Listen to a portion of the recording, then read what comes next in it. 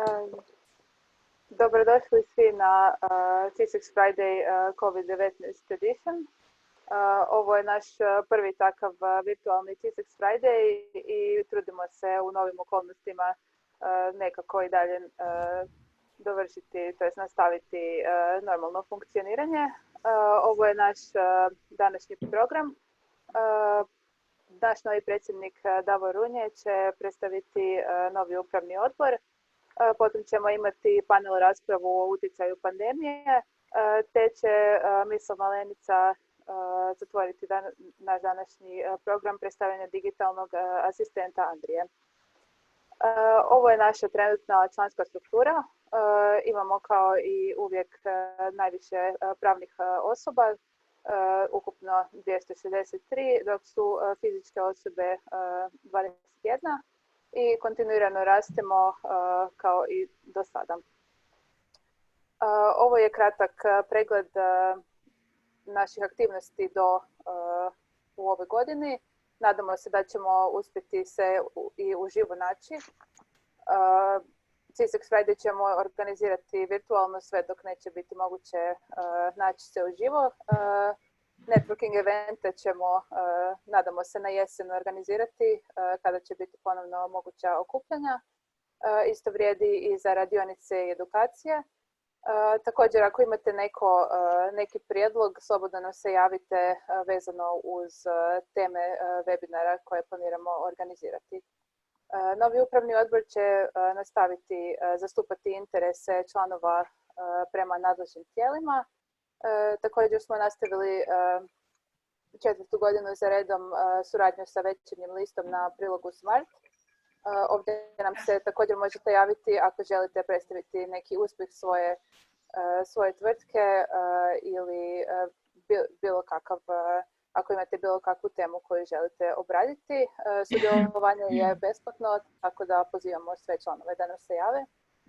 Također ćemo ove godine nastaviti suradnju sa visokoškolskim ustanovama, a ove godine smo sa FER-om suorganizirali njihovu konferenciju o istraživanju i razvoju. Ona je trebala biti u 3. mjesecu, ali je nažalost odgođena zbog pandemije, te će se održati što će prije biti moguće. Ovim prilikom također pozivam članove da nam se jave ako imaju neki projekt koji bi htjeli predstaviti na toj konferenciji, jer smo produžili zbog ove situacije vrijeme za prijave. Sada riječ prepuštam našem predsjedniku Davoru, koji je ujedno i moderator panela rasprave, pa pozivamo sve paneliste da nam se predstave. Dobar dan. Za početak prvo ja možda mali kratki uvod i dobrodošlica. Hvala što ste nam ukazali povjerenje meni i cijelom našem timu. Tu je prije svega Alan Sumina, suosnivač, Nanobita je osoba koja mislim da u Hrvatskoj ne treba nešto previše predstavljati. Marko Linke iz Repslija, osoba koju ja redovito zovem kad god imam nekakav poslovni problem i sad ću to još češće raditi. Mario Frančešević iz Splita i Seek and Hit, osoba s kojom često surađujem. I Šećer dolazi na kraju, Anita Cvetić-Orešćanin, bivša članica upravnog odbora i nova potpredsjednica. I zapravo jedan uvod u prvi osnovni nekakav točku našega plana, a to je kontinuitet svega što se do sad radilo. Znači, ova usluga već postoji 9 godina, narasla na 280 članica, puno toga je jako dobro napravljeno i prije svega se bavila time da olakša svima nama poslovanje. I to se radi kroz nekakva lobiranja, kroz zakonodavca, kod izvršne vlasti i to ćemo i dalje nastaviti. Prvi primjer toga je već bio u ponedjeljak. Znači, mi smo u petak preuzeli službeno kao vodstvo. Došao je već upit o statistikama, za Državni zavod statistike i nepotrebnom trudu koji mi moramo ulagati sve to skupa. Naravno, mi smo odmah nazvali Tajanu, stari upravni odbor i odmah smo to sastavili, odmah napisali dopis, kontaktirali ministarstvo. Ništa se promijenilo nije. Mi smo sad došli tu, oni su kao otišli, oni su dalje ovdje, a mi smo tu i doći neki drugi, to sve tako u krug. Druga važna stvar je networking. Ja mislim da ono što smo zapravo mi svi nam je jako bitno biti okruženi ljudima koji imaju nekakav ne samo sličan posao nama, nego nekakav sličan sustav vrijednosti. I to je nekakva šira slika. Znači, mi nije da samo pokušavamo zaraditi sebi više novaca, nego zapravo ljudi okupljeni oko ove udruge prije svega pokušavaju izgraditi nekako društvo koje se temelji na radu, na zalaganju, na zaslugama i koji slavi tuđe uspjehe. I to je, mislim, jedna vrlo bitna stvar i zato mislim da je to nešto što je najvažnije što ćemo dalje nastaviti. I treće za kraj, isto kao što vidite već danas, naravno, edukacije. Teško je izaći van i biti nekakav izvoznik, pogotovo u visokoj tehnologiji. To je vjerojatno najelitnija industrija sa najvećom konkurencijom što teoretski može postojati na svijetu i da bi se to moglo, stalno moramo raditi na sebi. Tako da to će isto kao udruga biti neka važna stvar. Mi smo, kad smo predstavljali kao naše kandidature, program, imali razne planove. Mislim da će nam plan prije svega biti COVID-19 ove godine. Situacija nije baš neka bajna, nekak ne vjerujemo da će to sve skupa proći preko noći i pratimo jako situaciju, bit ćemo stalno tu, organizirat ćemo. Zato danas ovaj tu panel, ali nije to početak i kraj. Ja mislim da ovo je samo prva reakcija, a da ćemo mi prave zapravo nekakve i posljedice i akcije imati za 3-6 mjeseci kad zapravo stvarno vidimo koji je to utjecaj na naše klijente, naše poslovanje. Prodaja je stala, mi još svi odrađujemo to što imamo i tako dalje, ali mislim da nas to niko neće zaobići. Ja sam već nekaj 20 godina u poduzetništvu, nije mi ovo ni prva firma, ni prva kriza. 2001. sam bio u Silicon Valley, to je bilo jedno brutalno iskustvo. 2008. sam dočekao u Hrvatskoj financijsku, slom Agrokora, sve smo to prošli. Nećemo se lagati, nisu neka lijepa iskustva ali sve to skupa prođe. I kad prođe, opet ćemo se biti u nekom novom zaletu, novom usponu i bit će sve ok. Kad sam nekako bio mlađi, ja sam uvijek više vjerovao da ako imaš neku dobru ideju, nađeš dobar tim, uspjeh je zagarantiran. Danas, nemam nikakvih iluzija, to ne može biti dalje od istine. Uspjeh vam, odnosno neuspjeh vam može biti potpuno slučajan. Jednostavno, nije vam se poklopila karta. Ali uspjeh vam nije slučajnost. Ono mi je uvijek rezultat toga da vi imate dobru ideju, nađete dobre ljude, ali dovoljno puta ste uporni jer život će vas rušiti svako toliko i onda se morate dići i nastaviti dalje. Onaj ko to uspijeva, taj na kraju uvijek dobro prođe. I tako će biti ponovo. Ništa ovo nije novo. Za kraj, mi smo ovdje zbog vas. Znači, ja dolazim iz nekakve poduzetničke obitelji. Sjećam se kad sam još bio klinac, nekako jedanput stari mi je došao i rekao kao imati svoj biznis, to ti znači biti sluga, ne gospodar. Sad sam njega gledao kao budalu. Nije mi apsolutno ništa bilo u tom trenutku jasno. Danas razumijem tu u potpunosti. Pogotovo ne samo u kontekstu svoje firme, nego i udruge. Znači, mi smo ovdje da vas služimo, ne to da bi bili sami sebi važnima. Pišite nam na Slacku, mailu, zovite nas telefonima. Ne možemo vam obećati da ćemo moći pomoći, ali mogu vam obećati da ćemo se slušati. Pokušat ćemo naći nekoga ko može pomoći, pa šta bude, bude. Toliko od mene za sada. I sad nastavio bi dalje sa panelom. Samo da vidimo. Mogu da ja pošerat ekran svoj.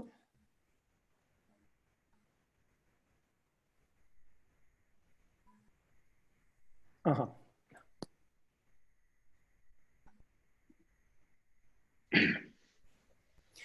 Znači, na panelu ćemo imati dva poduzetnika, nazivno poduzetnika, jer Tajana je također. Marina iz Splita, iz Galoe Areo i Marka Linkea, ovoga iz Repslija. Oni će onako više govoriti o nekim svojim iskustvima. Uspjeli smo dobiti Marijanu Oreb, članicu uprave HAMAG Bicra, i tu će s nama biti stara predsjednica Siva eminencija i jedan od vodećih poslovnih konzultanata u IT-u. Ja ću nekako moderirati. Panel će biti baziran na anketi koju ste svi imali priliku ovih zadnjih par dana ispuniti. Jedan od rezultata je bilo pitanje na koji način je kriza utjecala na vaše prihode i dosta me iznenadilo, moram priznat. Kao što možete vidjeti, otprilike, ugrubo rečeno, 20% ima pad do 10% prihoda, oko 20% ima između 20 i 30, oko 20% ima od 30 do 50 i neki već mali postotak ljudi stvarno ima preko 50% pada u prihodima. Po rezultatima iz 2018, ako se ne varam, neto marža, profitna marža cijele CISEC članica bila oko 11%. Znači, mi kad padne nama 20%, mi smo u minusu, moramo nešto učiniti. Tako da moje prvo pitanje će biti Marku, da se predstavi sebi svoju tvrtku i da kaže malo više kako je recimo ovo sve skupo utjecalo na Repsli i prihode. Hvala. Da, pozdrav svima. Evo, ja sam Marko Linke, jedan od osnivača Repslija. Mi smo krenuli kao Salespod 2008. Onda smo u jednom trenutku smo prekoračili preko bare u Boston. Danas smo firma koja je otprilike podjednako ljudstvo u Bostonu i u Zagrebu. Sveukupno nas je 60 i nešto. Mi smo pojednostavljeno rečeno recimo CRM na mobitelima i nekakva field activity management sustav. Iako je Repsli usluga koja je prilično primjenjiva u različitim branšama i imamo korisnike iz različitih branši, nama većina korisnika je nekakav retail, znači brendovi ili merchandising agencije koje obilaze trgovine, prvenstveno trgovine, i tu bave se prodajom svojih artikala na polici, cijenama, izloženosti, to je cijeli jedan skup aktivnosti koje se tu provode. Tako da mi smo zapravo u prvom naletu bili, većina naših korisnika je u prvom naletu stala. I tu ono što mi vidimo, prvo silan jedan pad aktivnosti, koji onako blago za njim kaska pad prihoda. Jer korisnicima treba nekako vrijeme dok se to jednostavno iznivelira. Sad jedna onako sreća u nesreći, dosta naših korisnika je iz ovih esencijalnih službi, znači to je hrana, piće i taj dio koje nisu potpuno zatvorene. Tako da kod nekih od njih čak vidimo i pojačanje, eto. To je trenutna situacija. Naravno, sad pričat ćemo dalje još o našim nekakvim mjerama, ali situacija je da smo u padu, taj pad se kontinuira.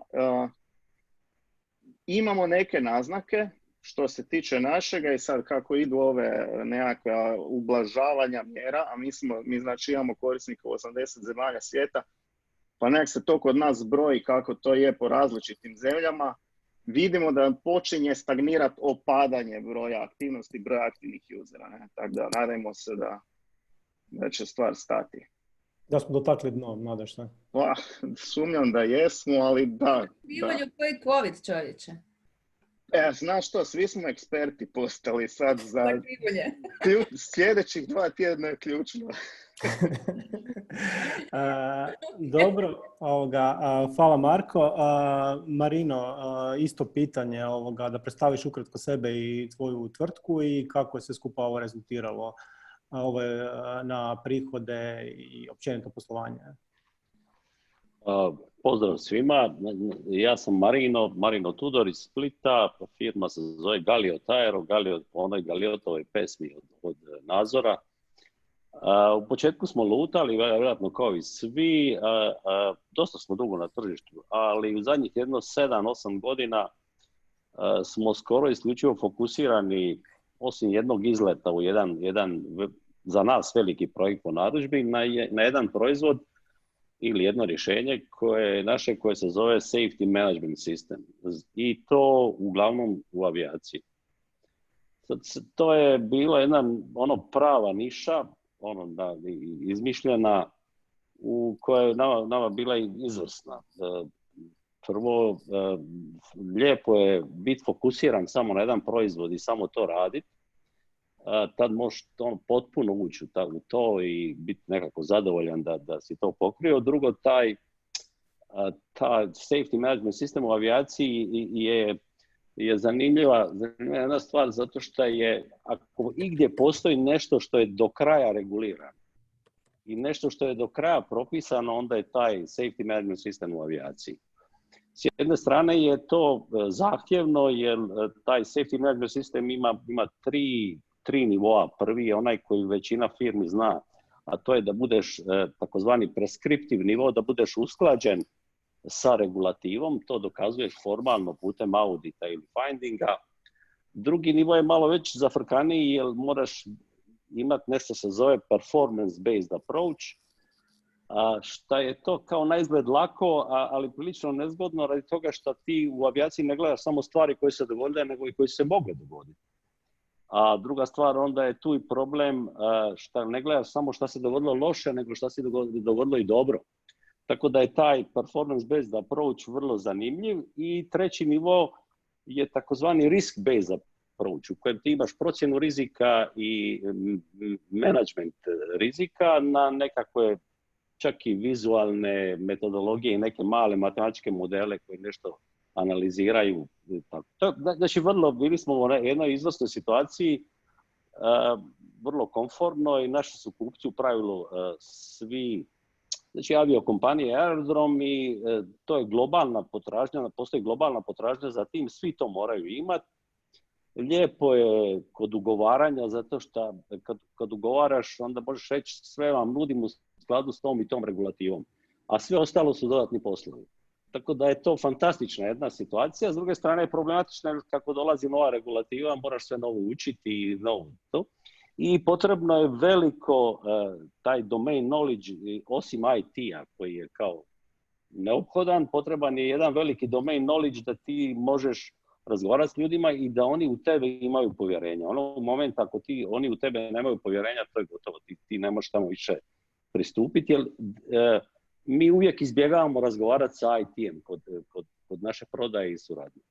I to je sve bilo lijepo i krasno dok nije došla ova korona kriza i gdje su operacije su potpuno obustavljene i mi imamo vjerojatno strašan pad prihoda koji će se tek vidjeti, ali to su više od 50% definitivno. Tako da smo mi baš onako iz izvrsne situacije, komfortne, došli u jednu vrlo nezgodnu situaciju, ali kako sam čuo, kad smo se u srijedu čuli, da postoje da smo svi mi u IT-u, odnosno barem neki žohari koji ćemo se uspjeti kako tako izvući. Eto, pa i mi smo jedni ti stari žohari, dugo smo na tržištu, svašta nam se dogodilo, pa neće ni ovo nešto posebno utjecati. Osim možda neće biti novi brod, ali za ovo ljeto, ali možda, ali ćemo preživjeti. Eto, to je to. Dobro, hvala Marino. Sljedeće pitanje na našoj anketi je bilo što ste do sada planirali poduzeti i šta planirate poduzeti kako bi se što bezbolnije prošli kroz ovaj period. I tu je zapravo bilo nekako pitanje kojih mjera, znači odmah su svi, neću reći svi, ali velik broj njih je srezao korištenje svih partnerskih usluga, znači sve vanjske troškove, akontacije poreza na dobit, smanjivanje investicija u R&D, mjere za očuvanje radnih mjesta, smanjena prodaja, uglavnom stizlo se sve skupa. Marko, možeš li ti reći kako to kod vas izgledalo? Pa da, znači mislim prva reakcija odmah bila de facto zaustavi sve pa da vidimo, jer ovo je cijela ova pandemija je na neki način s jedne strane se dovodila se usporedbu sa gripom, pa smo imali to i skužili, gledaj, ovo je potpuno nešto novo, to je krenulo brujati na sve strane. Prva reakcija je bila, ok, stani sa svime, znači stani sa svim bilo kakvim zapošljavanjima, stani sa svim planiranim projektima. To su nekako bile one inicijalne nekakve naše reakcije. I zapravo nekako regrupiranje tu kaže jednostavno stani, vidi kuda dalje. Ono što sad trenutno radimo u toj jednoj konsolidaciji tih naših aktivnosti, to je zapravo ok, na bilo koji način konsolidiraj budžet, prilagodi ga novoj situaciji. Jedna od stvari je i nekakve korekcije kod nas na plaćama. Nisu drastične i znam da neke firme imaju malo jače rezove, možda kraćeg trajanja. Mi smo se odlučili za slabije rezove u jedan dulji rok. De facto tu praktički reflektiramo i nekako troškove života koji su smanjeni i nije nekakav snažni upliv. Što se nekakvih mjera tiče ovdje u Hrvatskoj, mi slabo imamo mogućnosti, jer smo i mi zapravo tvrtka kćer. Imamo tu jednu povezano poduzeće u Bostonu i na bostonskoj strani radimo tu nekakve stvari, ali to je do američkog zakonodavstva i operacija. Dobro, hvala. Marino, isto pitanje. Šta ste do sada zapravo poduzeli od mjera nekakvih Ja bi to podijelio do srijede i poslije srijede. Znači, mi smo se u srijedu čuli, malo popričali i kako smo mi bili u situaciji da smo imali nekakvu likvidnost koja nije uobičajena. Nekako mi smo planirali, nismo nikakve mjere planirali uzeti, nego kao idemo nekako se presložiti. A onda me Tajana pitala, a zašto niste? I onda sam ja nakon tog razgovora promislio zašto nismo. I u četvrtak sam okrenuo naopako i već je sve je pripremljeno za sve mjere koje se nude krenuti. Znači čeka se samo slanje. U jedan dan sam natjerao knjigovođe da ne spavaju i plan se napravio sve i tako smo mi spremni sad ići prema svim mjerama. Hvala Tajana i stvarno nisam sebi znao odgovoriti na pitanje zašto nismo. Na jedno jednostavno pitanje nisam znao dati odgovor. To je bio to, ali prije toga smo imali dilemu kako dalje. Kako je u avijaciji ne očekujemo da će se avijacija vratiti u onom obimu koji mi znamo sigurno do pojave cjepiva. Ta kriza će nama trajati možda godinu i pol i dvije, a to zato već teško imati likvidnost za 2 godine potpunog ili nekog drugčijeg rada. Drugo, će se karte presložiti u avijaciji i onda smo mi razmišljali o 3 moguće opcije kako unutar firme nešto napraviti. Smanjivanje plaća i otkazivanje nije dolazilo u obzir. Mi smo tako mali i to ako nas 4, kao da sviraš neki koncert za budački kvartet, imate 3 pa fali nam violina, to ne dolazi u obzir. Ili jesmo ili nismo. Bila je opcija da li ćemo ići prodavati svoje usluge kao znači, organizacijske, programerske, pa nekako ja to ne volim, pa od toga sam odustao. Druga je bila varijanta da idemo do kraja sad razvijati naš software, baš on the edge, pa sad kad izađemo iz krize bit ćemo najbolji. Pa to je bila procjena da će to predugo trajati, tako da smo se mi odlučili da ovo isti taj proizvod koji mi imamo prilagodimo drugoj industriji. I tu smo razmišljali koja industrija treba tako nekako zahtjevni ili komplicirani safety management sistem. I ostalo je, kako se ja imam, nekad sam počeo raditi u brodogradilištu, gradio sam brodove prije informatike, to je bio ozbiljan posao. Ostale su 2 stvari, ili offshore ili brodarstvo. Offshore smo odbacili radi ove cijene nafte i tako smo sad pokrenuli jedan ogroman, svi radimo u razvoju ili prilagodbi softvera za drugo tržište, za brodarstvo. I to je to što mi sad radimo. Imamo nikad više posla i nikad manje prihoda. To je jednostavno.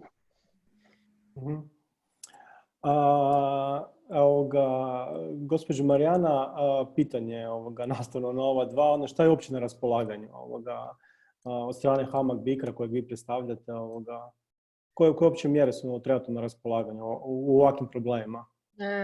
Mislite vezano za ovaj financijski dio, jer mi tu imamo i potpore, znači bespovratne potpore koje nismo zaustavili, znači i dalje vam je IRI 2 van i sve to skupa na tome se radi. A ono što smo napravili sada u ovoj situaciji da smo prilagodili mikrozajmove za obrtna sredstva i mikrozajmove za ruralni razvoj i stvorili smo novi program koji se zove COVID-19. Jednostavno tako smo ga nazvali jer vrijedi do kraja godine i on je isključivo za ove sad prilike. Znači pričamo samo za likvidnost. To je nešto što nam je stvarno sada hit jer svi pričaju samo o tome i svi su već ili u pripremama ili su već predali te zahtjeve, tako da u principu smo hotspot u ovom trenutku u Hrvatskoj. Pričamo o sredstvima koja su za mikro i male i srednje poduzetnike, a u završnoj fazi je i preko poslovnih banaka i HBOR-a ovo što se priča preko FINA-inog portala, da se za velike onda može javiti za veće iznose putem poslovnih banaka uz našu garanciju. To je mjera koje mi sad imamo. Ono što je najviše sada vana, to je taj COVID-19 za 100.000 eura po vrlo povoljnim uvjetima i mislim da svi vi ili ste se javili ili već razmišljate o tome. Znači 0,25% kamatna stopa, 12 mjeseci vam je grace period, bez naknada, zadužnica se samo uzima od tvrtke. Uz poček imate do 5 godina plaćanje, znači rok otplate, i to je nešto što je stvarno kao tako zaživilo jako dobro. To je s naše strane, osim što smo naravno za sve naše klijente koji su već do sada imali ili neku kreditnu liniju ili su dobili neko jamstvo, dali smo moratorij za one koji su išli na zajmove do 31.12. odmah smo dali to do kraja godine. Dali smo već suglasnosti svim poslovnim bankama da za sve one klijente koji već imaju našu garanciju i dogovore se da će to ići standstill aranžman, da će to ići neki moratorij, da će ići 3+3+3 mjeseca. Kao u svakom slučaju, kako god se dogovori poslovna banka sa klijentom, mi smo već unaprijed dali suglasnost da se s tim slažemo. Tako da te mjere su već vani punih mjesec dana, već se na veliko koriste i mogu reći da su stvarno postale, da su vrlo uspješne. Sad smo upravo dobili par pitanja, baš sad ih čitam. Prvo pitanje je bilo koliko prosječno traje postupak za ove COVID kredite? Od trenutka predaje, imate neke procjene? Ili... Nekih 2 tjedna. Znači 2 tjedna jer mi smo, ti programi su vani već 3 tjedna i moram priznati da je zahtjeva toliko da kad se pogleda na cijelu prošlu godinu, ta 3 tjedna stile su već veći broj nego cijela prošla godina, sve što smo zaprimili. To vjerujem. I još jedno pitanje je da li je potrebno za te kredite dokazivati pad prihoda? U principu morate, stavljeno je kao tako kao uvjet, ali to je vrlo jednostavno. Znači mi nismo imali niti jednog klijenta koji nam je poslao zahtjeva da to nije dokazao. Znači vi možete dogoditi da ovo što su sad i kolege spominjale, da odrađuju poslove koje su već unaprijed dogovorili, pa u 3 mjeseca nisu imali pad prihoda, ali imaju zaustavljene druge narudžbe, imaju otkazane narudžbe. To je sve nešto što može dokazati. Znači ne znači nužno pad likvidnosti u prva 3 mjeseca, nego znači i za buduće razdoblje koje vi možete lako dokazati. Znači najlakše je onima koje je stožer zatvorio. On donese papir i kaže gledajte, zatvorili, to je to. Međutim, imate jako puno klijenata koji su došli i rekli gledajte, odrađujemo sve ovo što smo imali, niko nam nije rekao stanite, međutim imamo vam otkaze, imamo zaustavljanje narudžbi, gledajte, ima raznih situacija.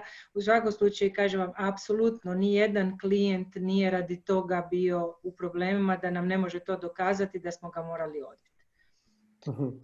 Mogu ja samo jedno pitanje, Marijani, kako sam recimo od srijede sad to pogledao sve, a sjećam se da smo i Marko a i ti Davore smo pričali o tome da ova kriza naša neće manifestirati u 6 mjeseci, nego u godinu dana, u 2 godine. Znači mi imamo situaciju da nismo kao nekakve druge firme koje se otvore i počnu raditi. A ovaj COVID-19 je zamišljen samo za 6 mjeseci.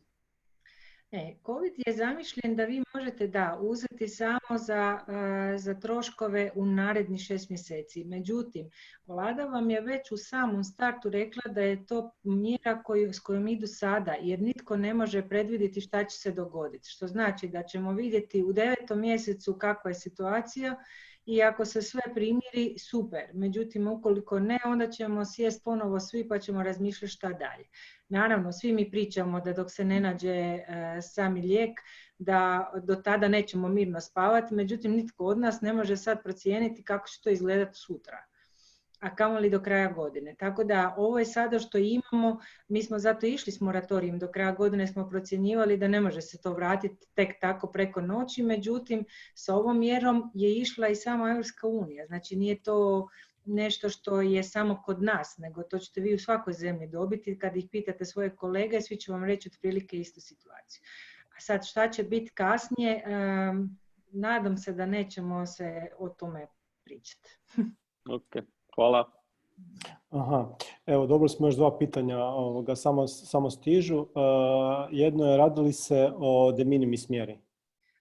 Ovako, da, u ovom trenutku radi se o de minimis mjeri, međutim, znajući da je se dogodila situacija da taj de minimis o kojem se dugo pričalo da će se dizati razina na nivou Europske unije, da se to nije dogodilo, međutim napravio se temporary framework koji je objedinio da izbaci upravo sve vezano za COVID, da se ne računaju de minimis i mi smo upravo u iščekivanju odobrenja od Europske komisije da nam se taj dio odobri, što znači da klijenti koji imaju već ispucane de minimise, a javili su se, bit će prebačeni da ni ne znaju, da će to isto dobiti, samo što će biti u drugoj kategoriji označeni, što znači da po tom frameworku gdje se računa do 800.000 eura, znači da će dobiti samo papir na drugi način izračun. Komplicirano da vam idem objašnjavati za bilo koga koji ide se javljati, rijetko ko to može razumjeti, međutim, poduzetnik se javi, mi sami ga stavljamo u jedan ili u drugi skup, on ako ima poslovanje i sve ovo drugo što je dobro, odnosno svojim papirima pokaže da može dobiti, potpora ga neće zaustaviti. Dobro, hvala. Ovo samo stiže. Tako da pripremite se. Koliko je bilo prijavljenih, a koliko odobrenih kredita? Ako znate možda. Ja vam mogu sad reći današnjim danom da ih je 1030 zahtjeva došlo za COVID kredite, a da imam 859 zahtjeva za obrtna sredstva. To je sve u 3 tjedna. Znači, to ne zaustavlja da sad dok mi pričamo nije barem se uploadalo barem jedno 30-ak predmeta. Znači, to stiže konstantno. Online je aplikacija, iako imamo mogućnosti da poduzetnici koji to ne znaju napraviti ili nema mogućnost, da ne mogu poslati ili na mail klasično ili poštom zahtjev. Znači, sve su opcije otvorene. Dobro, i još jedno pitanje, spomenuli ste ERI 2, to i dalje nije u opasnosti, neće se ukinuti, neće se produljiti, neće se... Kolege rade doista bez ikakvog zaustavljanja, ja ne vidim nema uopće riječi opasnost u nijednoj kombinaciji. Moram biti oprezni, znate kako je. Dobro, jedno... Imaš još jedno pitanje. Šta se događa na kraju rast prihoda, a bio je projiciran pad? Ja mislim da će se to smatrati da je uspješna mjera, je li tako, Marijana? Da. Eto, znači ništa se ne događa. Okay. Aha. I daješ samo jedno pitanje, koliko odobrenih ovih mjera do sad bilo, do ovih 1800 što ste rekli? Ima ih negdje oko 200-tinjak. 200-tinjak, ja. Da. Međutim, ljudi vam rade i vikendima, tako da to uzeli smo iz drugih odjela ljude da nam pomognu da u međufazu rade, tako da to sad ide sve brže. Na početku je to bilo, znate, dok je taj online proradio, dok smo se mi setapirali unutar firme, na koji način ćemo to najjednostavnije raditi, pa su onda pucale linije na početku, pa onda ljudi nisu znali to napraviti. Sad, znate, kako dani idu, tako smo i mi brži, tako su i poduzetnici jednako tako brži i skupljaju svu dokumentaciju. Jer recimo na početku je išlo sporo iz razloga što su poduzetnici samo uploadali zahtjev i ništa više. I onda vi u principu sa jednim dokumentom ne možete napraviti ništa i onda čekate te dopune. Međutim, kako su dani išli, sad nam stižu kompletirane dokumentacije. Vi njega realno odmah odrađujete. Puno hvala. Evo, dobili ste pozdrav još od Udruge Glas poduzetnika i pohvalu za odličnu suradnju. Evo. Pozdrav svima. Evo, ja sam sekretarica, sam postao i druge udruge, ne samo ove. Dobro, ja bih prešao sljedeće pitanje samo. Ne znam da li vidite ekran. Vidite ekran? Je. Da. Recimo, ovo mene jako iznenadilo, nekoga ko već jako dugo u IT-u. Koje poteze planirate poduzeti ako kriza potraje duže od 3 mjeseca? Smanjenje plaća, bilo otprilike oko 50-ak, ja mislim, odgovora. Znači, otprilike 2/3 IT, to najboljih IT firmi u Hrvatskoj, planiraju smanjiti plaću. A mislim da kriza neće trajati kraće od 3 mjeseca. Znači, šokantno. Do prije 2 mjeseca nezamislivo. Čak 1/3 misli smanjivati broj zaposlenih. Marko, opet, prvo tebi pitanje, kako je to kod vas, koja su nekakva razmišljanja, nakon tog prvog šoka od 3 mjeseca koji svi nekako amortiziramo, kako znamo i umijemo, a nakon toga već moramo se presložiti malo ozbiljnije. Da, pa mi smo u ok situaciji, znači što se tiče sredstava koje imamo, mi smo u redu. Ono što smo spominjali, žoharstvo, tu smo prilično jaki, imamo raspoređenu tu bazu svojih korisnika i dok je nekima lošije, nekima je bolje, tako da se to kod nas zna distribuirati ako smo u globalu u nekakvom padu. Mi smo već pokrenuli ove neke mjere. Znači, mjere smanjenja obima radova s naše strane i smanjenje nekakvih troškova. S druge strane vidimo i nekakve tragove kod nekih firmi, kod dosta firmi zapravo vidimo tragove da nije riječ o nekakvom gašenju, nego je riječ o nekakvom smrzavanju repslija i na njihovoj strani, pa kako su njima terenske aktivnosti smrznute, tako oni smrzavaju korištenje nas, što nekako očekivano. I u principu interno, što nije financijska mjera, nego je čisto naša odluka smjera, je zapravo mi radimo sve da pomognemo customerima, tim našim klijentima, da zapravo pregrme kroz kako je tko u kojoj fazi, ko je u fazi nekakvog pada, kako da što bezbolnije i omogućimo im da padnu, a da ih mi u tome podržimo i da se spuste na nekakav minimalac. Pomažemo im da pregrme kroz nekakvu fazu ovog čekanja gdje su u stanju donekle mirovanja ili sniženog. I zapravo jako puno se usredotočujemo na trenutak kad će stvar, što se nadamo, opet uzletiti. Taj dio je kod nas aktivan.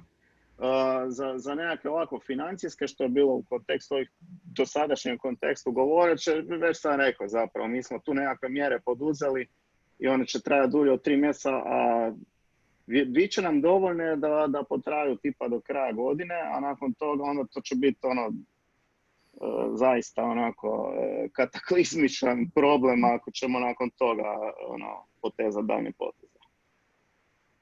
Hvala. Marino, isto pitanje iz vaše perspektive, kako je to do sada izgledalo, koja su nekakva razmišljanja za budućnost? Ako ovo potraje dulje? Pa ako to potraje, što ja vjerujem da će potrajati duže, mi nikako nećemo smanjivati broj ljudi, jer jednostavno manje od ovoga ne možemo da radimo. To je, znači, što se tiče smanjenja plaće, mi smo i tako i bili vrlo konzervativni, nismo dijelili nikad šakom ni kapom plaće, tako da i oko toga nećemo imat ćemo istu politiku, to znači da će ta plaća na neki način ostati ista, a sve nade polažemo u nas da ćemo uspjeti pronaći drugo tržište i tako krenuti, iako je to ta situacija kao da smo tek neki startup, znači imat ćemo proizvod, morat ćemo okolo tražiti klijente, biti visible u nekom sasvim drugoj industriji, to je tako nešto što ja odavno nisam navikao. Ali očito će se mora naviknuti na to, tako da, ali ne plaće, ne zaposlenike, ne, premali smo za to. Malo da samo još dodam ovako mi je palo na pamet dok slušam Marina isto. Dosta važna stvar, opet nefinancijska mjera, jedna unutar firme je maksimalno podizanje nekakve komunikacije i unutar same firme. Znači mi smo tu, uvijek smo bili dosta full transparentni sa svim svojim zaposlenicima, svi dobro znaju što su nam prodajni uspjesi, što su nam prodajni neuspjesi. I sad imamo ono, ko što ovi na televiziji nam imaju presicu svaki dan, mi imamo isto vrlo učestalu komunikaciju u kojoj osjećamo unutar firme dobru jednu koheziju, ljudi svi su zajedno usmjereni u istom smjeru, svi dobro razumiju kakva nam je trenutna situacija, to je nešto što nam značajno pomaže da prolazimo kroz ovo razdoblje. Mm-hmm. Tajana, prebacio bi nazad lopticu tebi. Imaš kakav savjet za sve? Šta učiniti? Šta je uopće sve na raspolaganju, da vrlo često mi koji smo stalno u nekakvim bitkama nismo ni svjesni da su nam na raspolaganju? Pa dobro, gledaj, ja čak vjerujem da su ove mjere koje su sada jako aktualne oko COVID-a čak i svima dosta poznata, iako evo, mislim, Marino me iznenadio prije 2 dana. Nije to bilo tako. Ima mnogo takvih, da. Siguran sam. Ja jednostavno sam, prosti što upadam, nikad ništa nisam dobio od države, čak da pače, kad sam se našao u nekoj situaciji, negdje u Africi gdje smo imali klijenta i bilo je problematično, znači niti od našeg ministarstva vanjskih poslova, svi su me ostavili, tako da uopće to nisam nikad gledao, jednostavno. Ali dobro, Tajana mi je objasnila. Vidiš kako se isplati članarina u CISEX-u? Ja od prvog dana. No dobro, dakle ovako, mislim, inače imamo, mi smo računovodstvo i konzulting, ja sam dugogodišnja predsjednica CISEX-a do prije tjedan dana i mi u biti radimo isključivo sa IT firmama, tako da imam dosta dobar nekakav pregled, imamo jedno 100 i nešto firmi u IT-u s kojima vrlo usko i na dnevnoj bazi surađujemo. Ono što je mene recimo iznenadilo, a to je evo i Davor isto spomenuo, da su plaće bez problema se smanjivale. Znači vi svi znate kako je to bila drama i da su nam programeri bili jako cijenjeni, da ih je teško bilo za naći i da smo nekad čak morali imati ping-pong stolove i ne znam, teniske terene u uredima da bi privukli ljude baš u svoju firmu. Međutim, evo, nekako su očito svi razumjeli ozbiljnost te situacije i stvarno je ti pregovori oko smanjenja troškova i ta komunikacija je bila ok. I mogu reći da je jedno 20% firmi smanjilo plaće u IT-u već sada iz ovog mog uzorka. Mislim da je prilično mjerodavan. Nisu išle na otpuštanja, znači još uvijek se zadržavaju ljudi, jako teško su ih nalazili pa ih se ne žele odreći. Ali znači smanjenje plaća da. Smanjenje plaća vam se kretala negdje od 20 do čak 50%. I onako na nekako neodređeno vrijeme svi se nadamo da to neće biti više od 6 mjeseci. Ono što je problem u IT-u i u svim ostalim branšama koje su više dodane vrijednosti je činjenica da ćemo mi ovo osjećati krajem godine i početkom iduće godine puno više nego što osjećamo u ovom trenutku. Ne? Znači mi nismo kafići pa se zatvorio pa se onda otvorio i kad se otvorio u biti on radi. Jel? Znači problem je u tome što su stali, znači sve stalo. Znači niko ne prodaje, niko ne naručuje, mislim investicije u CAPEX su zaustavljene u kompanijama, niko ne zna koliko će ovo trajati. Mislim sad pričamo o svjetskim razmjerima, ne sad ovo kod nas jel nam radi kafić ili ne. I problem je u tome što završavamo projekte, a ne ugovaramo nove. I tu ćemo sigurno osjetiti jedan delay.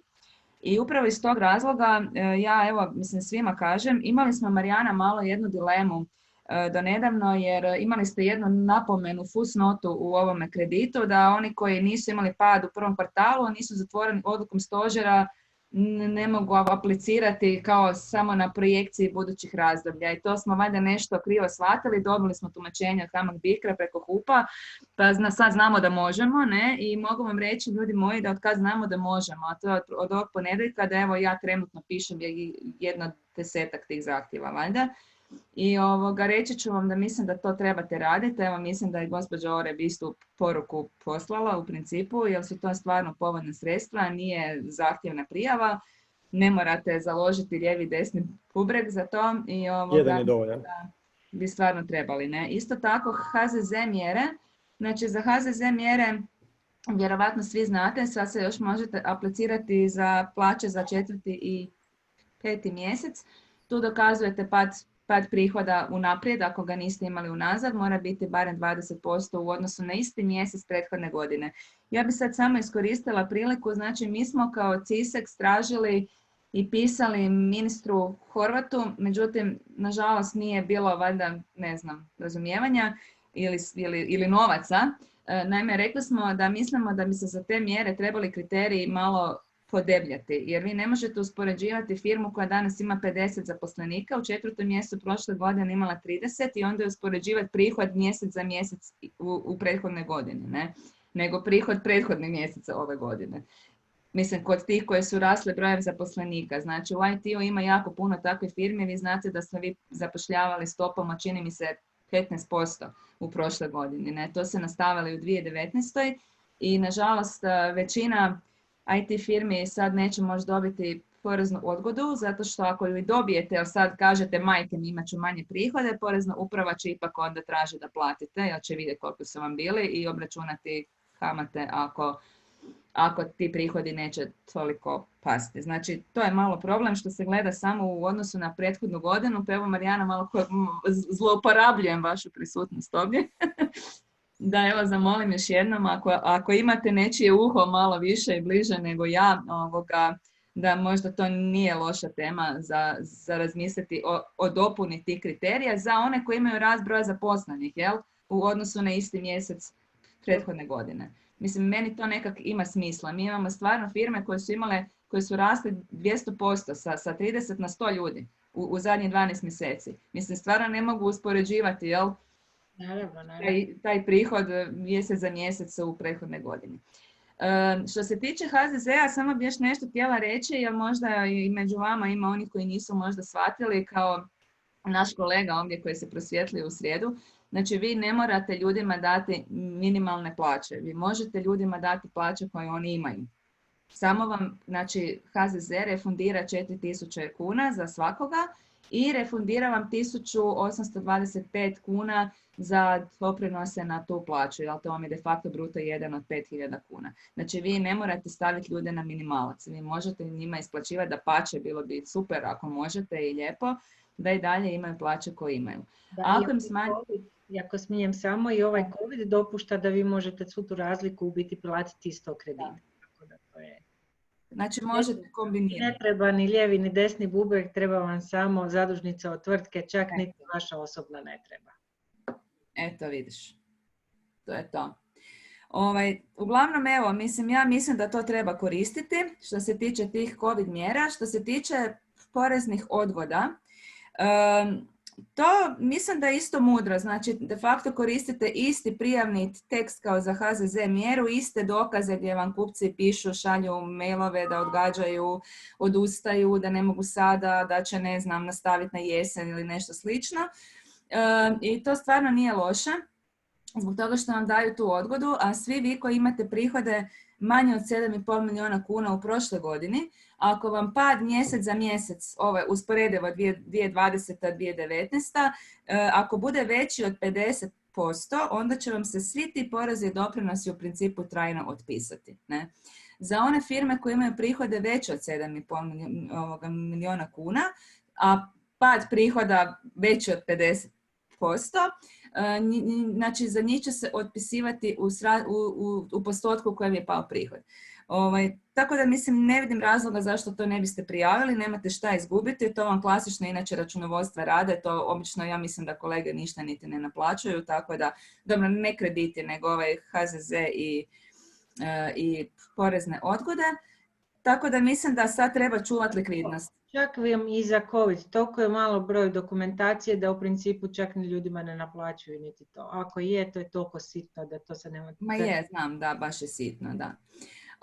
Tako da evo, uglavnom mislim da trebamo svi sada razmišljati da imamo što više likvidnosti, pogotovo sredstva koje su praktički besplatna, jer ne znate šta vas čeka. Mislim, jako je teško sad znati šta će biti u zadnjem kvartalu ove godine sa vašim klijentima i da li će oni uopće više pokrenuti svoje investicijske cikluse i trebati vaše usluge i razvoj i softvere ili neće, ili će se to sve prolongirati na iduću godinu u nadi da iduće godine neće ponovo buknuti neka pandemija. Tako da, evo, to bi bio moj savjet da to koristite. Ja znam, IT najčešće ima stav, ne treba nama ništa i ja to zaista cijenim i slažem se s takvim stavom u biti. Ali ovo su izvanredne situacije i mislim da svi imamo odgovornost razmišljati o svojim firmama i o tome da ostanemo likvidni.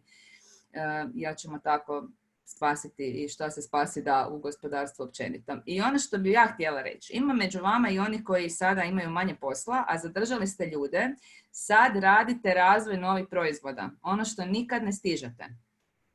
Dakle, koncentrirajte se ljudi na taj razvoj, znate da uvijek pričamo da moramo imati proizvode, da nam onda bolje ide, da smo onda likvidniji, da smo profitabilniji, da možemo više investirati, sad je možda vrijeme za to. Kad smo kod toga, imate i natječaj integrator, treba ga spomenuti, imate i IRI. Marijana, ja ne znam da taj IRI više ima smisla raditi ili ne, znam da je dugo otvoren, da se trebala nekakve novce sastaviti na njega, pa sad ne znam je li ih ima, nema. Jako puno ima prijavljeni, mislim, natječaj traje, ja ne mogu vama reći. Kužim, natječaj traje, ali nismo baš optimistični da će biti para, ali zato imate drugi jedan integrator koji bi se možda baš mogao nekakva partnerstva i kroz udrugu ovu našu raditi. Znate, trebate 3 firme, pa zajedno imate neki novi proizvod, on je jako inovativan i svi prilagođavate svoje procese i tako, eto, tražite novce za to. Mislim, evo, to nije my favorite natječaj, moram priznat, ali gledajte, sad u ovo vrijeme, ako vam stoje neke druge stvari, okrenite se sebi. Organizirajte si procese i uzmite za to novce. Ako se to može, ne? Mislim, ja bi to eto tako rekla, pa dok sve prođe da možete bolje i konkurentnije nastupiti kad bude opet nekakva prilika za prodaju. Evo, to je to. Nije, Tana, imamo još pitanja za tebe. Marino, ajde reći ti pa ću ja nastaviti. Znači, bar sam bio dobar u ovom jednom dijelu da smo mi krenuli raditi novi proizvod, dok sam god bio loš u ovom drugom. A koliko sam shvatio, to je vrlo pojednostavljeno. Znači, jedna jedina je zahtjev prema poreznoj upravi, oni odobre i onda automatski porezna uprava ili odgodu davanja da ili otpis davanja. Jel tako ide, jel? Ovako, zahtjev porezne uprave u principu šaljete preko svog računovodstva. Zamolite i to je samo to. Napišete isto obrazloženje koje ste napisali za HZZ, jel? To je, mislim, pola stranice teksta. Iste dokaze, priloge da su vam klijenti otkazali što vam se stvarno i dogodilo i to se pošalje na poreznu upravu. Oni vam odgovore u roku od nekoliko dana, ovisno o referentu. Jedan dan je odgovor. I porezne ispostavi. Šta su vam već odgovorili? U jedan dan sam dobio i potvrdu. U Splitu ne trese, lako je tako. U jedan dan i to je jedno, koliko sam shvatio, to je sve što treba. Sve ostalo se automatski porezna uprava. Sad ste dobili odgodu, jel? A onda će porezna uprava vidjeti šta će se događati sa vašim stvarnom realizacijom prihoda i po isteku tog 5. i 6. mjeseca, ako će taj pad biti veći od 50% u odnosu, dakle, na iste mjesece lani, onda ćete samo kroz sustav porezne uprave u jednom trenutku vidjeti da ste praktički, da su vam otpisali ta potraživanja. Ne? Da ih znači samo jednostavno, po prvi put nešto jednostavno. Ne? Ste vidjeli? Donijela je ova korona i neke dobre stvari. Može. Hvala. Tana, imamo na Q&A još tu pitanja, mislim za tebe. Kako se računa pad prihoda? Samo za mjesec za koji se traži potpora ili period taj mjesec plus 3 mjeseca? Pričamo o HZZ-u? Da. Ja ću vam reći kako ja to radim i sugeriram. Znači ja stavim 4., 5., 6. stavim pad od najmanje 20% u odnosu na isto razdoblje prethodne godine. Mislim, HZZ... Molimo se da bude tako, je. Da, mislim, na taj način projiciramo, ne. Mislim, HZZ za sada nije nigdje izjavio, dapače dobili smo na jedan Q&A čak i odgovor od njih da ni oni neće raditi problema ako taj pad ipak bude manji, da će to svima biti drago što je bio manji, tako da mislim da da kod HZZ-a ne bi smjela biti problema, iako ja svoje uvijek upozorim i kažem, gle, računaj s tim da ako ti ne padne, da je uvijek moguće, ali nisu nigdje jasno napisali, da ćeš možda morati nešto vratiti, naš mene, ja sam uvijek ono. Ali dobro, gle, bolje da računaju s tim nego ne, ali iskreno mislim da se kod HZZ-a to neće događati, kod Porezne uprave da. Oni će tu biti vjerovatno vrlo promptni i rigorozni, ali HZZ i COVID zajmovi, mislim da za COVID zajmove smo sigurni, evo za HZZ nismo, ali ja vjerujem da to ne bi smio biti problem. Pogotovo recimo 6. mjesec, tu već možete imati, ne? Znači 4. 5. Gledajte, mislim, ako hoćete biti sigurni, malo si isplanirajte te prihode, pa si ih malo rasporedite za 6. više, pa dobro, ne? U realizaciji, mislim, jel? Dobro, i imamo još jedno pitanje za Marijanu, opet IRI 2. Kada se može očekivati da će biti sljedeći koraci za IRI 2? Ja vjerujem da nećemo prije 5. mjeseca, da tek u 5. mjesec možemo očekivati nešto. Ali to vam je informacija koju ja vam konkretno ne mogu dati točan odgovor, jer ja sam zadužena za financijske instrumente, to je kolega zadužena, nije tu da bi ga sad mogla pitati iskreno, ali možete nam poslati upit i mi ćemo vam odgovoriti, nije znači uopće problem. Dobro, hvala. Ja bih možda krenuo onda na sljedeći... Šta piše, gdje se prijavljuje za odgodu poreznog predujma? Je to pitanje? Vidim tu na chatu. Pardon, jer na svim stranama dolaze, ne mogu to više ni pratiti. Da, pardon. Mislim da sam to spomenula. Znači, molim, to se prijavljuje sa FINA-stikom poreznoj upravi, jel?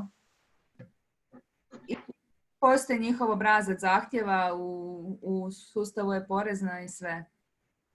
I ti prilazi koji se pošalju i sve gore. Ne? Dobro, hoćemo dalje? Ima još kakvih pitanja? Mislim, ako ima, nije problem. Vratit ćemo se mi nazad. Sljedeća stvar, malo pređemo na Revial Anton. Tana, šta misliš pozitivne strane digitalizacije ove nagle državne uprave? Da li ćemo postati Estonija sad naglo u 2020. napokon, ne? Znaš šta? Dakle, sad sam malo prije rekla da ima to i svoje pozitivne strane. Evo vidiš, recimo, HZZ ima aplikaciju, Porezna uprava reagira brzo, sve se to nešto događa. HAMAG Bicro ima sad to sve online, ubrzali su se svi. Prije, tako da... A znaš šta, ja se nisam bavila ovim massive kreditima, tako da sorry, ali sigurno ima neki napredak i kod vas sada. Sigurno se ne šalje papire ili nešto tako, ali znaš šta sam htjela reći? Uglavnom, baš sam si mislila, bilo bi to sve super i onda vidim neki dan je FINA objavila, ovako su rekli, ovo što sada možete što sada šaljete mailom, samo da znate da ćete to sve kasnije, kad prođe ove okolnosti, ipak mora dostaviti papirnato sa žigom i potpisom. Tako da nisam sigurna, onako malo me pustila euforija digitalizacija nakon toga. Znači da ne bacim pečat, a? Ali gle, ako ovo potraje dovoljno dugo, možda i FINA odustane od toga da unazad, za x mjeseci sad još traži da se nešto šalje poštom, ne? Ali dobro, vidjet ćemo. Dobro, hvala ti puno. Za kraj pitanje za Marka i nakon toga Marina.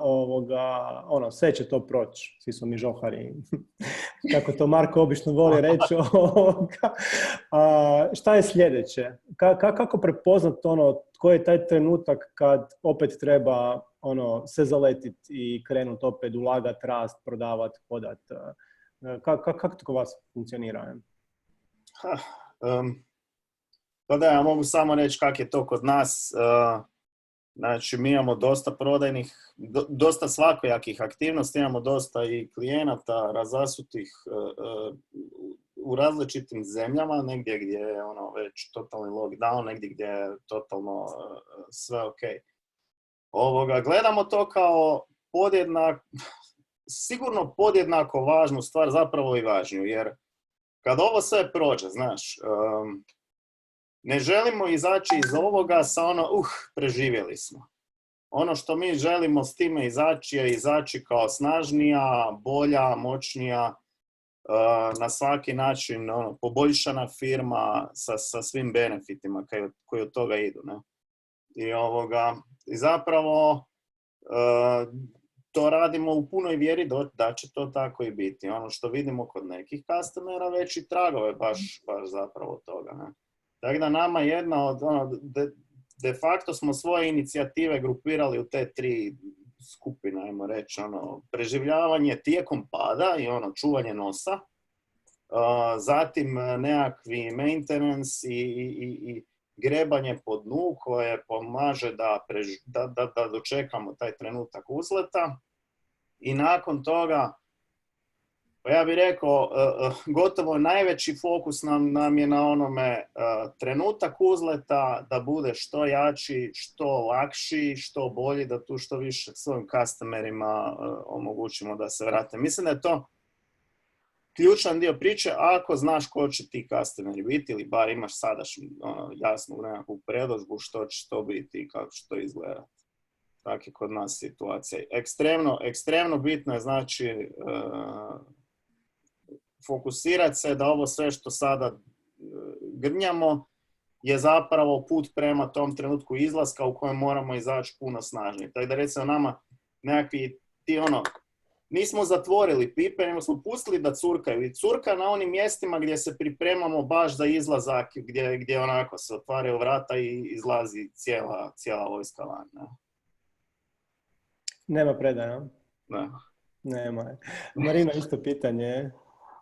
Pa, prvo smo iskoristili početak, prvo da napravimo onaj, kako rekao, housekeeping, sve loš kod ili što smo negdje ostavili sa strane i nismo mislili da je važno ili što smo mislili, to je prva stvar što smo nekako uhvatili i rekli, super, to je genijalno. Što se tiče naše prodaje, ona je vrlo različita.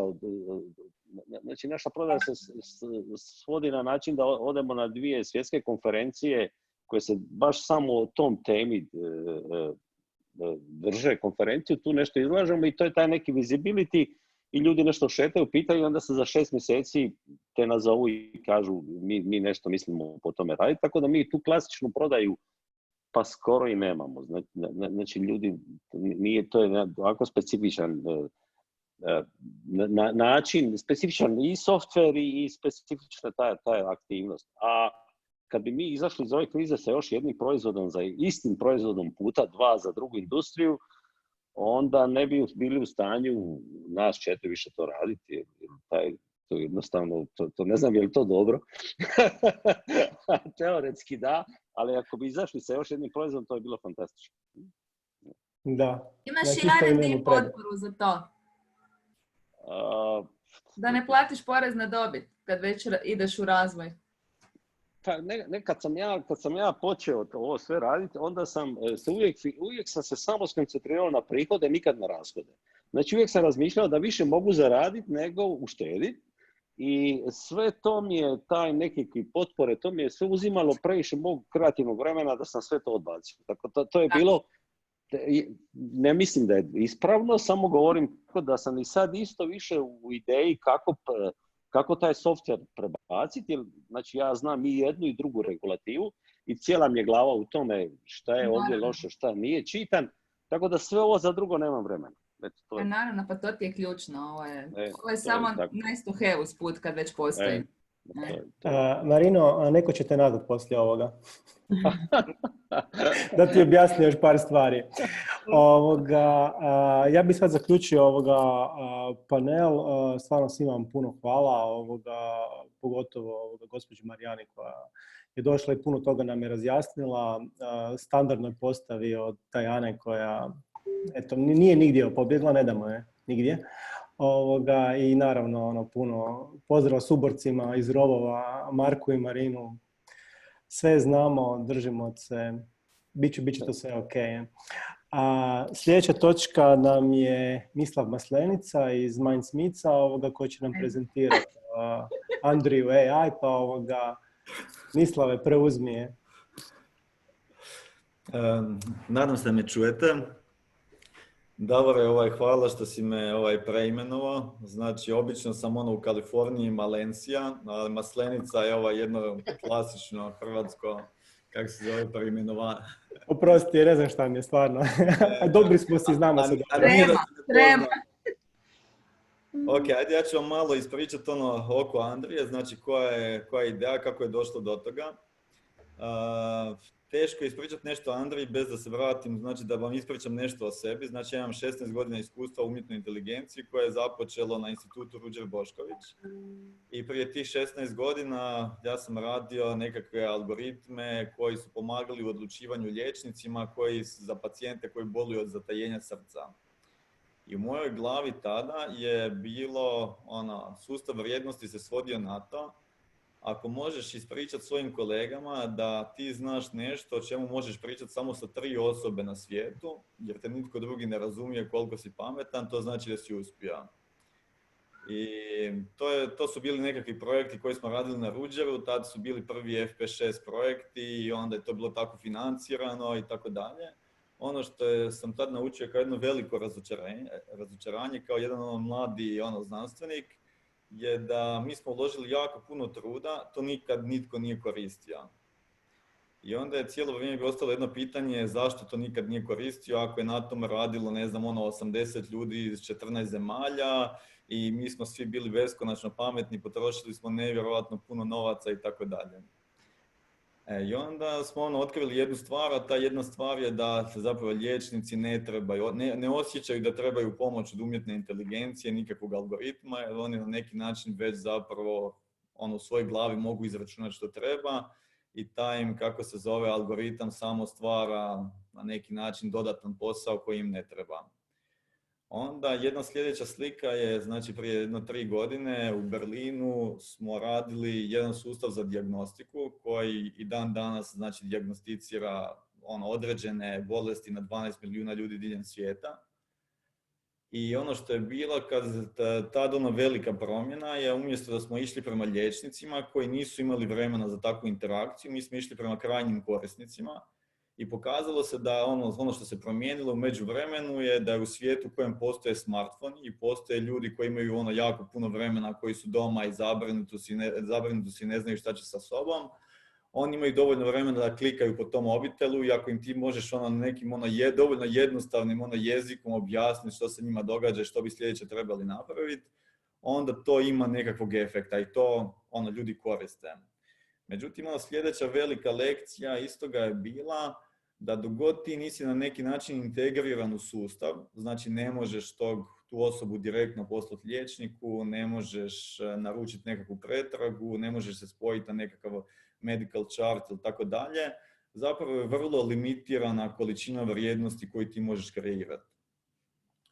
I kažem, taj projekt i dalje živi i ja bih rekao da je vrlo uspješan, međutim ono što recimo mene tad nije zadovoljilo, nije mi zadovoljilo taj dio što bez obzira kako ćeš ti osmisliti taj experience i bez obzira što će taj tvoj AI krenuti od nečeg vrlo jednostavnog i na kraju će početi učiti iz podataka, količina vrijednosti koju možeš stvoriti zapravo vrlo, vrlo mala. Onda smo prije 9 mjeseci počeli surađivati ovdje s jednom bolnicom, znači u Hrvatskoj, koja se specijalizirala za kardiovaskularne bolesti i u ovom trenutku radimo sa 30 pacijenata, znači 30 pravih pacijenata i imamo jednog asistenta koji na tih 30 pravih pacijenata zapravo njima prati njihovo stanje, ako je sve ok, može ih umiriti. Ako nije sve ok, onda ih zapravo alarmira liječnika, ako se liječnik ne može javiti, zove nekakav telecentar, ako telecentar se ne može javiti, šalje ih na hitnu. I ono što smo u zadnje vrijeme uspjeli smo postići to da ti zapravo liječnik dođe i kaže, gle, ja na ovaj način ne moram tog pacijenta ni vidjeti, ja mu mogu promijeniti terapiju i tom terapiju mu mogu promijeniti na način da se osjećam puno zapravo bolje, da to radim na temelju puno više podataka, jer taj digitalni asistent zapravo skupi daleko više podataka, prikaže mi ih u pravom, obliku i to meni ima nekog velikog smisla. I onda kad se sad dogodila ova situacija sa koronom, mi smo si zapravo, moram priznati, kao firma došli i rekli, gle, da li ćemo se uopće upetljati u tako nešto, jer to se čini kao nešto što može izgledati atraktivno, ali može biti zapravo najgora moguća stvar koja ti se može dogoditi. Ali krenuli smo iz jednog vrlo sebičnog razloga, moram priznati, a taj je da imaš osjećaj sve se zaustavilo, padne ti moral u firmi, sve se na neki način zaustavi, ni sam ne znaš šta ćeš sa sobom, znači svi su ti se projekti pomaknuli, možeš se konstantno baviti nekom nadogradnjom svoje platforme i slično. I ništa, mi smo znači jednu nedjelju jutro se dogovorili, gle, ajde idemo, znači umjesto da sada čekamo i da vidimo kad će korona proći, ajmo mi zapravo radi dvostruko više. I vrlo brzo smo napravili nekakvu osnovnu verziju, shvatili smo na početku da dok ćemo se to svoditi na naš inženjerski posao, to neće nikome biti relevantno, pa povezali smo se sa epidemiolozima, počeli smo onda zapravo zvati neke svoje partnere, Infobip, Neos i tako dalje, rekli, gle, se želite uključiti. I onda smo jednom trenutku kad smo shvatili da imamo nešto što epidemiolozi smatraju da na vrlo jednostavan način objašnjava ljudima gdje su. Znači mi smo testirali to na 500 građana. Kad kažem 500 građana, to nisu zapravo random ljudi, to su nekakvi ljudi koji su svi dio naše mreže. I tražili smo situaciju gdje ćemo, kako doći u situaciju da kad nekoga pitaš kako ti je bilo nakon interakcije s tim Andrijom, da ti ta osoba kaže osjećam se puno mirnije, čini mi se da bez obzira na to što se dogodi za znači ono što treba napraviti, čini mi se kao da postoji nekakav plan.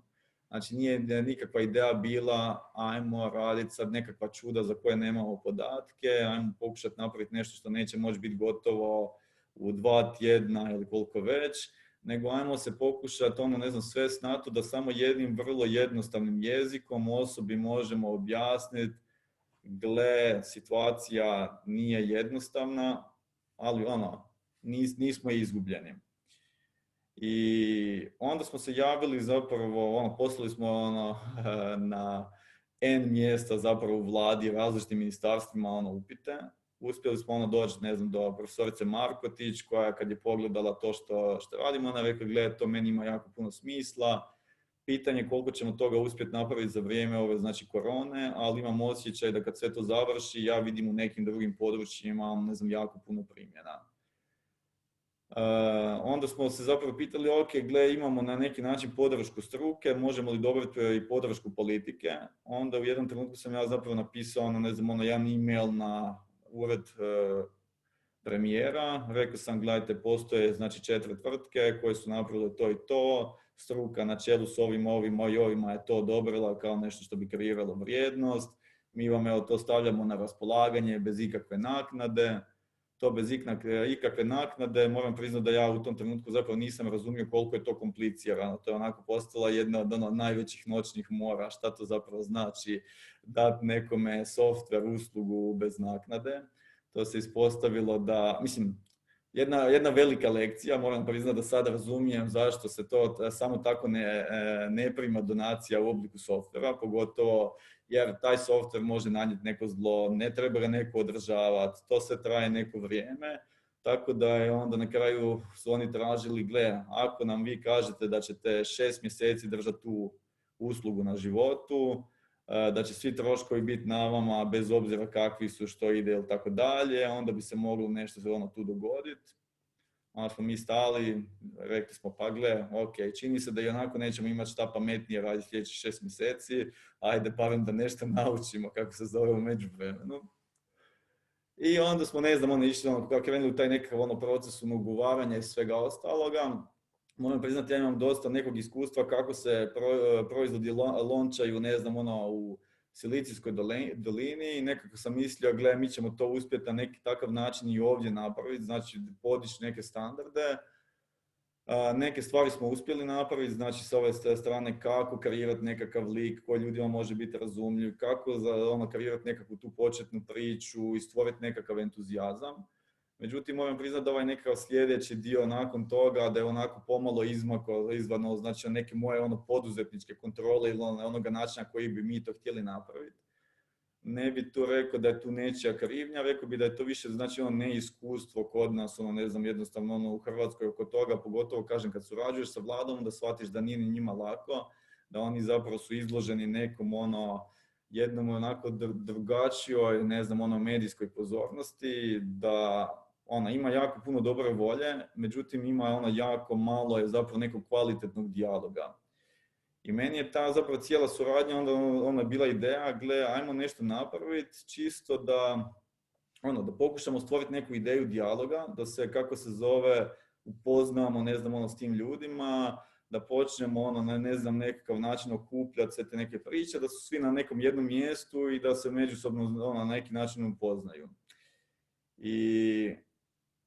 I kako se zove, i kažem, to onako donekle ide, ne mogu reći da sam u potpunosti zadovoljan, jer jednostavno, ne možeš sve kontrolirati, ali mogu doći reći da što mi je jedna od velikih lekcija iz Silicon Valley-a je što u tih nekih mojih 11 godina poduzetništva, ja sam se uvijek beskonačno ponosio time kako nikad ništa nisam dobio od države, pa mislim nisam ni sad, ali onda kad bi otišao u Silicon Valley, onda bi shvatio da ovdje mogu nekom pričati priče, ali tamo sam na dnu hranidbenog lanca. Znači ja tamo zaradim i to što zaradim to ovdje nešto znači, ali tamo one firme koje su zapravo na vrhu su one firme zapravo koje cijelo vrijeme znaju kako si stvoriti nekakav environment u kojem imaju neku prednost koju nemaju drugi na tržištu, koje nemaju druge zemlje na tržištu ili tako dalje. I onda me je počela nakon nekog vremena opsjedati ta nekakva ideja, pa gle, Hrvatska je dovoljno mala zemlja da ako stvorimo nekakav bolji dijalog između hrvatskih poduzetnika i i Hrvatske države, mi bi mogli biti dovoljno fleksibilni da nam se stvore nekakvi uvjeti gdje možemo napraviti neke nove proizvode i onda ih izvoziti van. I u Americi je to sasvim normalno da kad vam jedan Apple želi negdje staviti svoje headquartere, da će vam onda N gradova, N countija, N država doći reći dajemo vam sve besplatno, samo dođite. Zašto? Shvaćaju da je to ulaganje. A kod nas recimo znamo, ne znam, kad Rimac gradi kampus ili neko gradi kampus ili tako dalje, onda smo mi na neki način u nekom modu, netko nešto dobiva, umjesto da smo u nekom modu, wow, super, kao država investiramo u nešto, nekoga koji ima nekakav track record i to će nam se svima vratiti. I mislim da je na neki način i ova zapravo cijela sad situacija zapravo pokazala da nije da država i sa ovim mjerama ikome od nas išta poklanja. To zapravo sve treba gledati kroz neku prizmu investicije. Znači investiramo u one ljude, znači u poduzetnike koji stvaraju dodatnu vrijednost, jer to ima zapravo smisla i to nas sve jedino dugoročno može izvući. Tako da kažemo, cijela priča oko Andrije je bio nekakav izlet, nas, da vidimo ako uđemo u nekakav takav odnos sa jednom tom drugom stranom koja mi je do sad uvijek bila onako skroz nepoznata, kako će to izgledat, što možemo naučiti iz toga, da li se iz toga mogu stvoriti neki novi recepti, da li čisto iz te nekakve ideje da je Hrvatska dovoljno mala i može biti dovoljno fleksibilna, možemo ići u nekom smjeru u kojem su išli Estonija ili neke druge zemlje, ako uspostavimo taj neki dijalog i kroz nekoliko projekata gdje se nitko neće opeći. Ne znam jesmo li tamo ili nismo, moram priznati da evo, kažem, Andrija je na neki način dobar learning experience. Ja moram reći da se ja kad je riječ o Andriji ne osjećam neki ponos kao inženjer po pitanju njegove složenosti. Međutim, kao poduzetnik osjećam nekakav ponos po pitanju toga kako u jako malo vremena složiti puno partnera na nekom okupu, stvoriti nešto, izgurati taj proizvod van, naučiti o tome kako zapravo treba izgledati pravila privatnosti, tko bi to trebao raditi, koliko je GDPR zapravo jedna komplicirana tema, kako zapravo bez obzira i ako dođeš do najboljih stručnjaka ali misliš da jesi, da se milijuni međusobno neće nikad složiti oko toga što je zapravo točno i što nije. I kako zapravo iz svih tih lekcija zapravo doći i reći ok, jedan learning experience, da li na temelju njega možemo napraviti sad nešto bolje. Tako da, kažemo, ne bih vam sad puno više trošio vremena oko toga, to je čisto evo, da imate osjećaj kako je to izgledalo, a ako ima kakvih pitanja, rado ću odgovoriti. Hvala Mislave.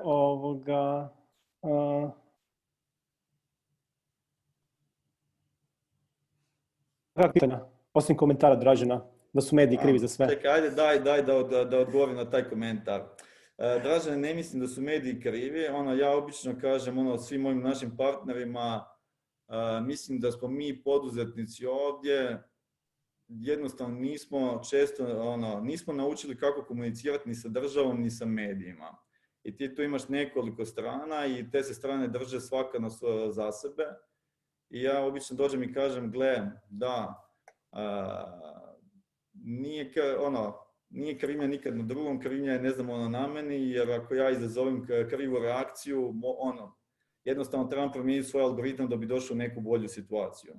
Tako da, mislim da jednostavno kultura poduzetništva u Hrvatskoj nije još na nekoj razini neke, doista, ne znam, dosta stare demokracije, gdje kad ti si u Silicon Valley-u, ti ne radiš glupe pogreške. Zašto? Zato što jednostavno znanje u toj cijeloj jednoj regiji na toliko visokom nivou, da na neki način intuitivno će svi doći u to da ne rade pogreške. Kod nas mi svi radimo vrlo slične pogreške. Jedna od tih pogrešaka je i odnos sa medijima. Tako da, kažem, nisu mediji krivi, možda sam tako nešto rekao, ali to je isto, kažem, iz neznanja i neiskustva.